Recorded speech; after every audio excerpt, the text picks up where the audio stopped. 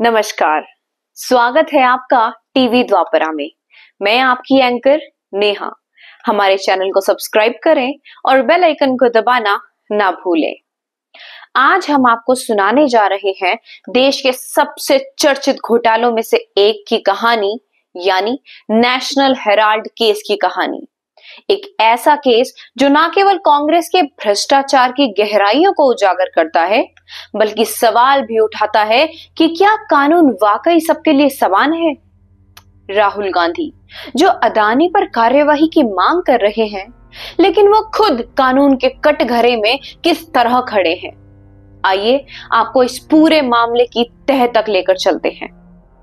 साल 1937 में 5000 स्वतंत्रता सेनानियों द्वारा शुरू किया गया नेशनल हेराल्ड, एक अखबार जो आजादी की आवाज था। लेकिन आज इसी नेशनल हेराल्ड को दुनिया को भ्रष्टाचार और धोखाधड़ी के प्रतीक के तौर पर जाना जाता है, और इसके लिए जिम्मेदार है कांग्रेस और राहुल गांधी का पूरा परिवार। कहानी शुरू होती है कांग्रेस पार्टी से, जिसने इस अखबार को चलाने वाली कंपनी एसोसिएटेड जर्नल लिमिटेड यानी AJL को 90 करोड़ रुपए का बिना ब्याज वाला लोन दे दिया। अब सवाल ये उठता है, कांग्रेस जो जनता के फंड से चलती है, उसे ऐसा लोन देने का हक किसने दिया? AJL के पास देश भर में 5000 करोड़ रुपए की संपत्ति है, लेकिन 2008 में जब ये कंपनी घाटे में गई तो राहुल गांधी की एंट्री होती है। साल 2010 में गांधी परिवार ने यंग इंडिया प्राइवेट लिमिटेड नाम से एक नई कंपनी बनाई, जिसमें 77% हिस्सेदारी सोनिया गांधी और राहुल गांधी की थी, और बाकी हिस्सेदारी उनके खास सहयोगियों मोतीलाल वोरा और ऑक्सर फर्नांडिस के पास थी। अब असली खेल देखिए। कांग्रेस पार्टी ने 90 करोड़ रुपए का लोन जो AJL से वसूल करना था, वो यंग इंडिया को महज 50 लाख रुपए में बेच दिया। यानी 90 करोड़ का कर्ज 50 लाख में गांधी परिवार का हो गया। फिर राहुल गांधी ने AJL से कहा, या तो पैसे वापस दो या फिर पूरी कंपनी हमें दे दो, और AJL ने वही किया। पूरी कंपनी यानी 5000 करोड़ रुपए की संपत्ति महज 50 लाख में गांधी परिवार की झोली में डाल दी। ये सब समझना कॉम्प्लिकेटेड ना हो जाए, इसलिए हम इस पूरे मामले को एक उदाहरण के तौर पर समझते हैं। मान लीजिए आपके किसी दोस्त के पास 1 करोड़ रुपए की एक मर्सिडीज कार है, लेकिन वो उसे चला नहीं सकता क्योंकि उसकी सर्विसिंग के लिए 50,000 रुपए चाहिए। आपका दोस्त आपके पास 50,000 रुपए मांगता है और वादा करता है कि 1 हफ्ते में लौटा देगा।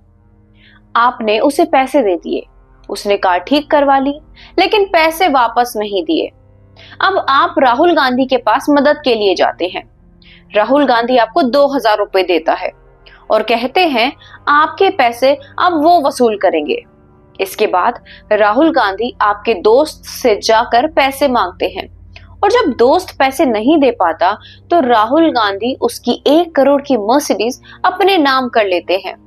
यानी महज 2000 रुपए के खर्चे पर 1 करोड़ रुपए की कार राहुल गांधी की हो जाती है। यही हुआ नेशनल हेराल्ड केस में, जहां सिर्फ 50 लाख रुपए खर्चे पर राहुल गांधी के पूरे परिवार ने 5000 करोड़ की संपत्ति अपने नाम करा ली। 2012 में सुब्रमण्यम स्वामी ने इस मामले को अदालत में उठाया, लेकिन आरोप लगाया कि गांधी परिवार ने धोखाधड़ी और लैंड ग्रैबिंग के जरिए ये कंपनी हड़प ली।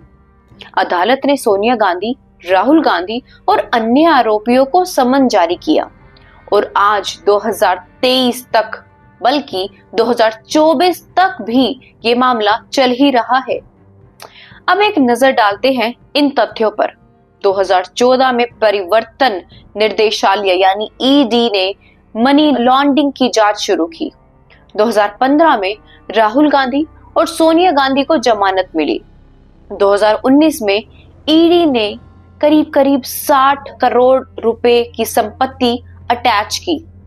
2023 में 751.9 करोड़ की संपत्ति ईडी ने और अटैच की। लेकिन राहुल गांधी आज भी जमानत पर बाहर है और एक दिन भी जेल नहीं गए। और दूसरी तरफ राहुल गांधी अदानी को जेल भेजने की मांग कर रहे हैं, जबकि खुद 5,000 करोड़ के घोटाले के आरोपी हैं। क्या ये दोहरे मापदंड नहीं है?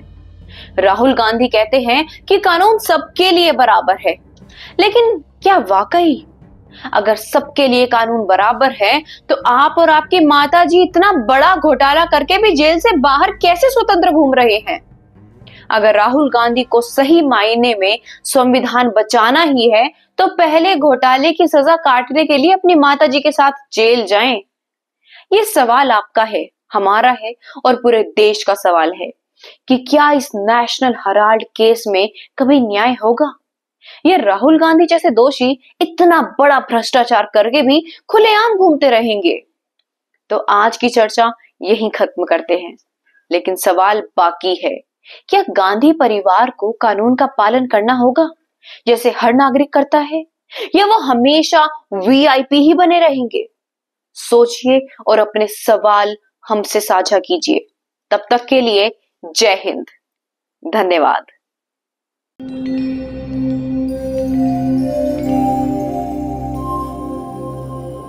टीवी द्वापरा, संभवामि युगे युगे। अगर ये प्रोग्राम आपको अच्छी लगी तो लाइक, शेयर और कमेंट करें। टीवी द्वापरा के प्रोग्राम्स को हमेशा देखने के लिए सब्सक्राइब करें, बेल आइकॉन दबाएं।